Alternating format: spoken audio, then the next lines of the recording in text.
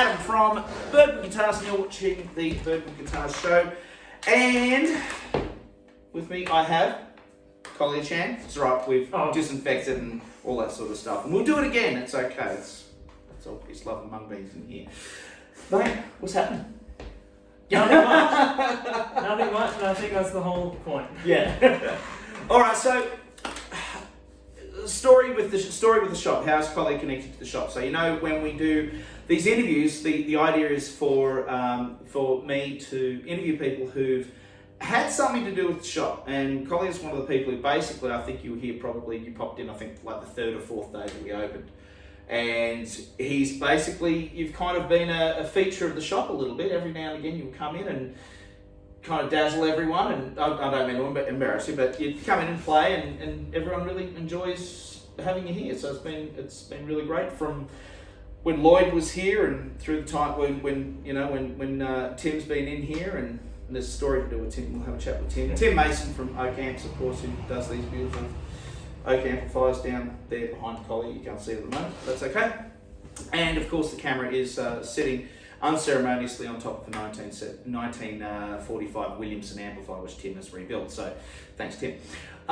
Anyway, let's move on. Yes. Kolya, let's go back. I suppose, what's the story? Obviously, you play beautiful guitar. You've obviously put a lot of work and effort into it, and tell us your story. Let's hear. Oh, okay. Well, so I start with where I started playing guitar, all the way at the beginning. My father was a guitar player, not professional, but he plays a lot of finger picking stuff, ragtime guitar. Sort of is mainly influenced from the 30s and 40s kind of thing. But he always encouraged me to play rock and roll music, the kind of music that he was really into in the 60s and 70s. I think probably because he can never play it. But, no, he probably can. But, and I grew up on that. And, sorry. I'm going to make a hell of a connection up with the microphone. Sorry. I've just realised I couldn't hear, sorry, I apologise, I really did. I couldn't hear one of the amplifiers was still on. We've got this enormous Stage Master, early 80s, solid state behemoth of a creature, and it's just insane. It was just, I could hear this amplifier humming and I couldn't see it. Of course, it's behind you, good watcher. It's behind you, so please continue. But it's in front of me, and it's absolutely beautiful. Yeah. I'll take it. Yeah. Anyway, yeah, so I grew up in the music of the 60s and 70s, mainly sort of, rock and roll and just rock music from the late 60s. And something that I kind of enjoyed doing, but never really was that serious. Well, I suppose I was serious about it, but really started practicing when I became a late teenager. And it became my ambition to be in a band, and to play rock and roll music in a band. Yeah. And how long have you been doing it? So how long? Well, when did you get your first band together? Well, I had a number of things. When I was in school at the age of 14 and 13, 14, 15 kind of thing. But obviously, I'm not in those bands at the moment anymore. But you weren't doing the local RSLs and things like that. Was it parties? I wasn't. We did a couple of actually that kind of thing. Yeah. We never did that much. Did a number of school performances. Okay. Yeah. Cutting your teeth. It's all good. Absolutely. Yeah. But I started really getting into bands probably when I was 17. Probably when I was 18. And that's when I actually moved up the mountain to here. So where were you before, in Sydney or? I was living in Sydney for a couple of years. I was in Queensland before that. So I finished my schooling in Sydney. I didn't find many opportunities really to get into the music scene there. I just wasn't around those sort of people, I guess. But when I moved up to the Blue Mountains and started hanging around Katoomba, that's when you go out and you just talk to people who are musicians. Yeah, you trip over them. Yeah. Exactly. And now I say hello to 5 when I walk up the street every day.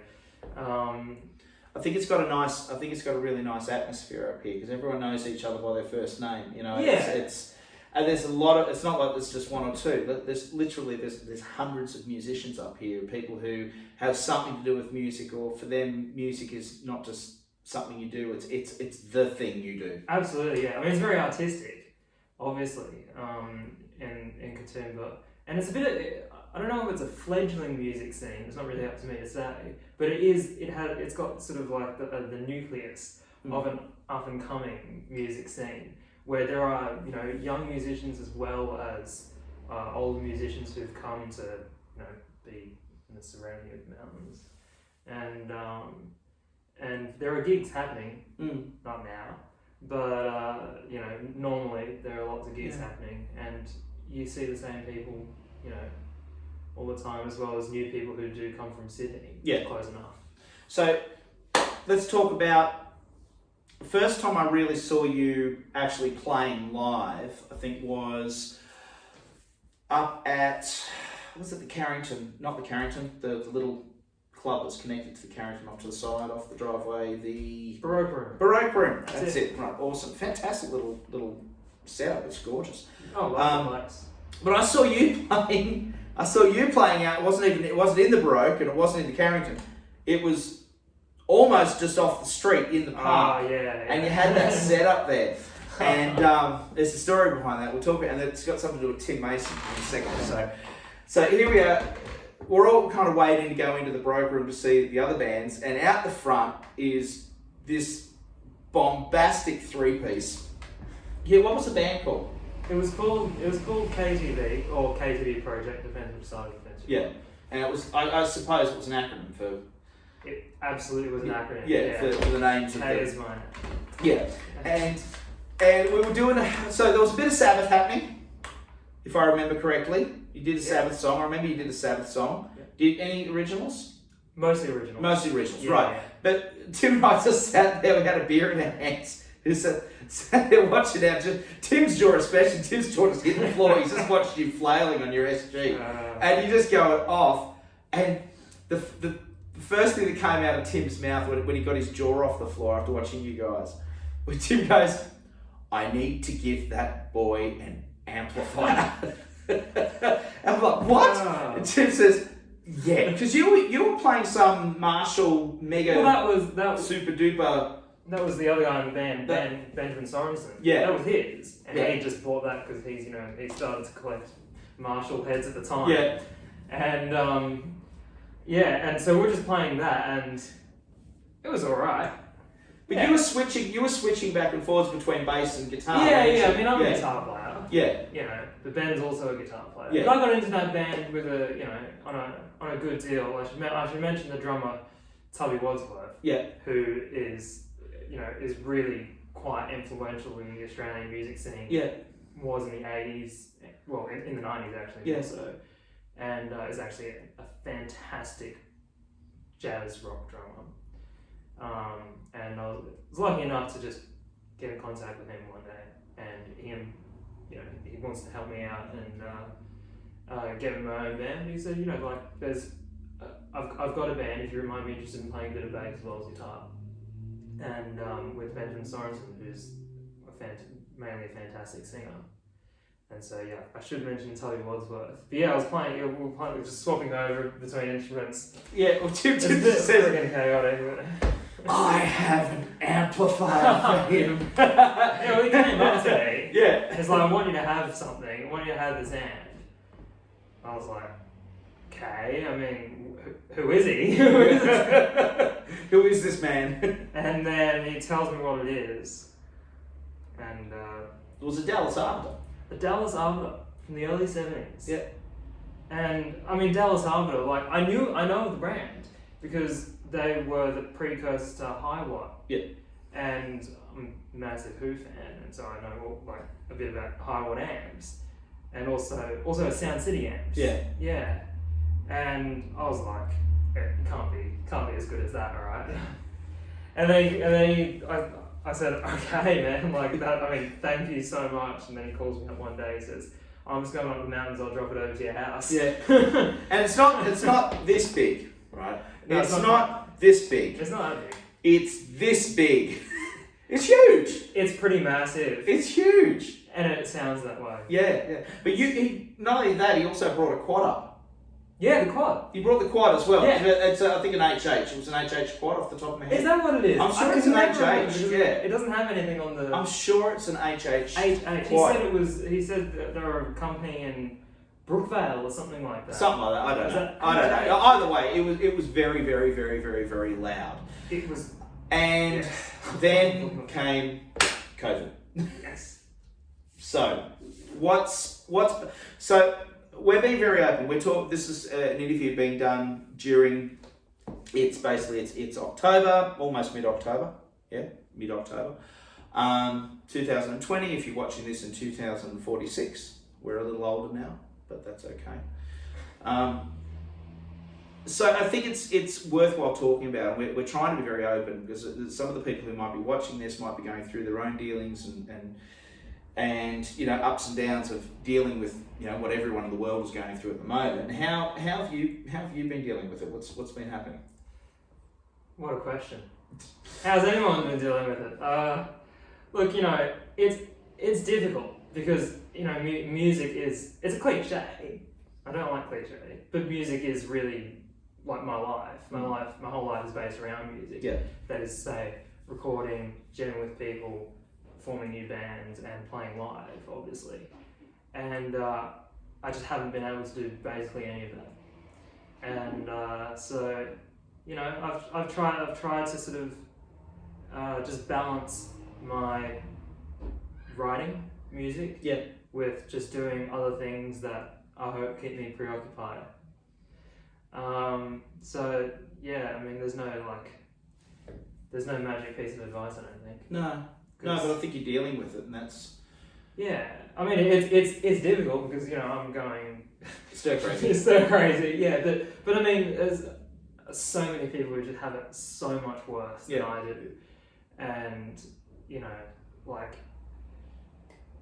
that's bad. But you got to take advantage of your situation, like the privilege that you have. Yeah. And so yeah, I mean, I've tried to writing music is one thing that I have been doing for a long time anyway. Yeah. But it's such a good excuse, even though the inspiration dries up very quickly. Yeah. Well, we've got. I mean, obviously, there's a lot of people up here who it's a relatively low socioeconomic area, the mountains. We know that and we accept that. And even with the schools, and when they do their ATAR scores and all that sort of stuff, it's the mountain schools generally get scaled differently because it's an area that's recognised as being it's a bit tougher. Things can be. That's not taking anything away from this area that we live in, but there's a lot of people here who, in a way, really relied on busking, as well as to basically earn their money. And I think this is something that we think about. There's always it's a rough thing to say, but there's always someone who's doing worse. And it's a horrible thing to have to say because you'd like to think that there's also a positive thing of saying it's great if we're all doing better, but there's not much you can say about it. It can be really quite demoralising for people. So the idea basically of talking about this is to make sure that people, and I'm going to say men as well, because it's a true fact that girls tend to talk more, and I mean that in a positive way. They talk to each other more about problems and issues and things that go ahead. Men, we generally don't. We generally keep things bottled up inside. So this is just a good opportunity to maybe say, hey, look, you know what? Someone's struggled emotionally and finding time they want to get back out there. They want to get things happening again.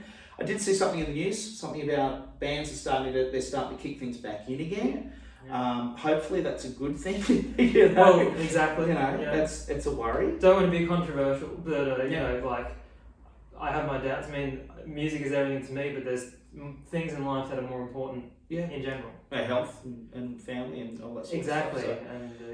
So. And So hopefully things will happen at a rate where you guys can get you can get back into it and you get back to doing what you love. I definitely hope so, but I'd rather they make the decisions by they. I mean the powers that be, Big Brother. They're looking over us all. His master's voice. I just hope they make the right decisions and not yeah, so Not rush things too quickly. Let's get things back into it. Now, you've brought a friend. oh, Did you want to have a little chat about your friend? sure, why not? Yeah, it's. Do you want me to take my friend out of its cage? Yes, you may. Do you want to have a go? Have a little. Oh yeah, I can. twang Should I and- talk about it first? Yeah, Should I just man. go Have a for chat about it. And... Okay. Well, this is my get the whole thing in a shot here. Yeah. This is my Get me out of the way. 19 We're shaking because it's beautiful. because it's a 1969 Gibson SG Special.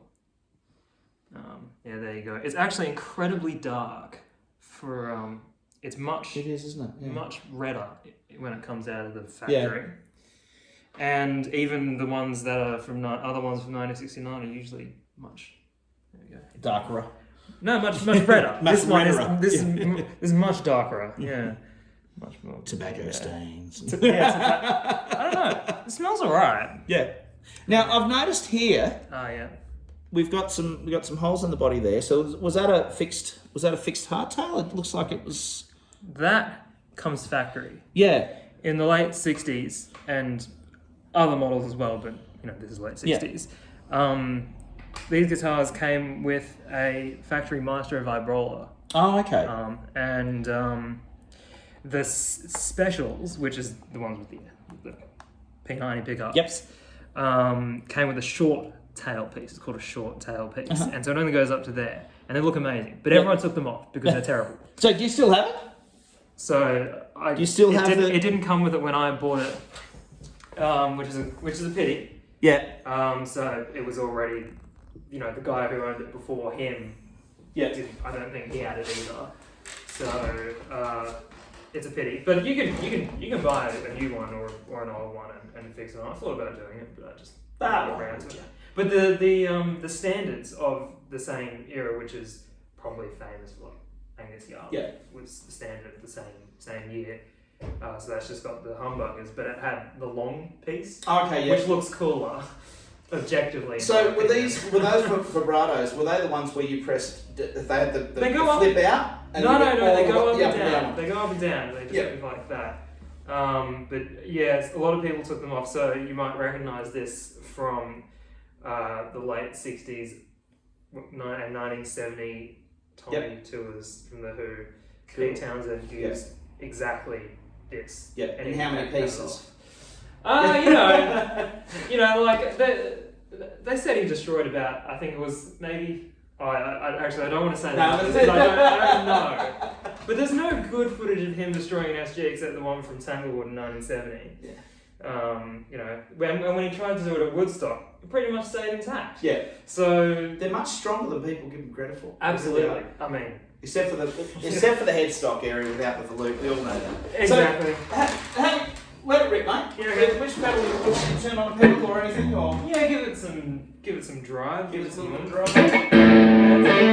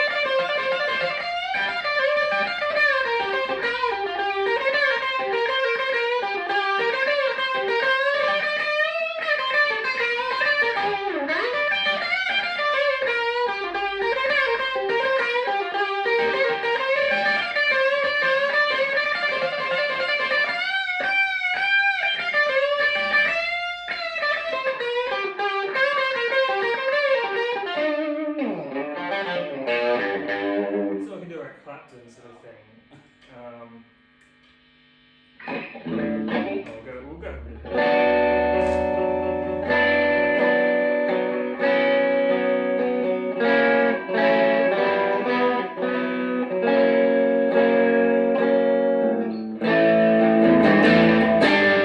And yeah, you can go from really clean. It sounds very acoustic when it's rolled down.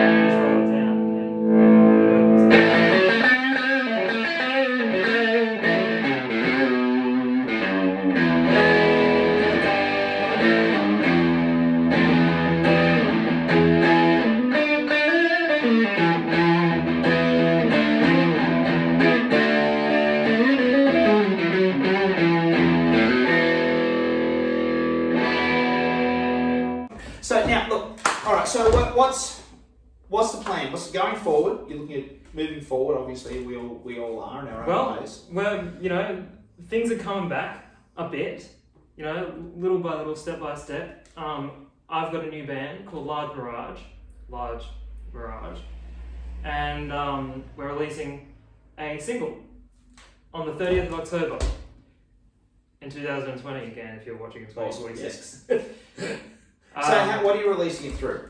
I'm releasing it through all the platforms that you could possibly imagine. Yep. So you will probably only ever need to use one. Okay, so we've got you doing Bandcamp, you're doing iTunes. I think with Bandcamp, iTunes, Spotify, obviously. Sound thingy. We're releasing a video clip concurrently with the song on all those platforms, so that will be available on YouTube and the Facebook and Instagram in some capacity. Okay. Yep. And now a lot of these things that are coming out. Okay, and it's funny when you talk to someone who's actually releasing music. Sometimes they feel a little bit funny about saying, "Hey, pay for my music." You support. We've got to support the bands. We've got to support you guys. Have you guys got merchandise or anything like that? You're doing T-shirts or? We're very new. We're very new. That's cool. So we will though. Yep. In due course. Oh well, I hope so. We'll send your stuff through here, so we're quite happy. If you walk through the door and go to guitars, you'll see the merchandise. That's it. We'll do anything we can to help out. Now, so obviously, okay, so you're on iTunes. Yep. You can buy the single on iTunes, which is cool. Yes, we can. We will be able to. I assume so. iTunes isn't for free. Let's be honest. That's right. Nothing Apple does for free. That's right. So we can do that. We can support you there. Is it A and B side or is there? It's just an A side. Beautiful. That's all good. That's what we need. That's exactly. Yeah. So any other? Now I will ask. Any plans for any live performances? I'd love to plug something. Yeah, I would absolutely love to, but I don't have any gigs. Right. Okay. So when they come, we'll be very ready. Sweet. And we'll be doing the Katoomba thing. Yep. When the station bar comes, when the gigs come back there, they'll be on Junction 142. Sweet. Baroque Room, that kind of thing. And we'll be down in Sydney as well. Yep. So doing the Newtown circuit. The joints. For sure. Around Sydney. And so Well, stay in touch, and just. Now, how can people watch what you're doing? As far as Instagram, Facebook, what's happening with any of those? We'll link in the description below. Yep. That's how they do it. That's it. So Large Mirage is the name of the band. Yep. That is how they link. My name is Kolya Chan. But you don't need a link to my personal thing. Leave me alone. Go away. I'm tired of this. Alright, so it's Large Mirage. So is it large _ Mirage or just one word, Large Mirage? It is just Large Mirage. Well, it's on Facebook, it's Large _ Mirage. Yep. On Instagram, it's Large Mirage. All is one thing. There's no need for an underscore or anything. Type that in now. Absolutely. Type that into your googly thing now into your iPhone. Yeah, but by the time this video comes out, there will actually be content out there. Yeah. Thank you. Kolya Chan from Large Mirage. Thank you so much for playing, and good luck. I hope everything goes well. All right, guys. Thank you. Look, if you've liked what you've seen here, obviously follow Kolya and the band, Large Mirage. If you like what you've seen here so far today, click on that little bell icon to tell you when things are coming up. Hit that subscribe button. If you've got any comments, please don't hesitate. The comments are on. Leave some comments down the bottom down there. Tell a friend about the new show that we've actually got on. The idea is we're trying to promote you guys. So if you live in the local Blue Mountains region and or Penrith through to wherever, or you're a customer of the shop and you maybe live elsewhere, please give us a call, get in contact with us, and if you've got a story to tell, we want to hear it. So thanks again, appreciate it, and we'll see you next time. Bye. Bye.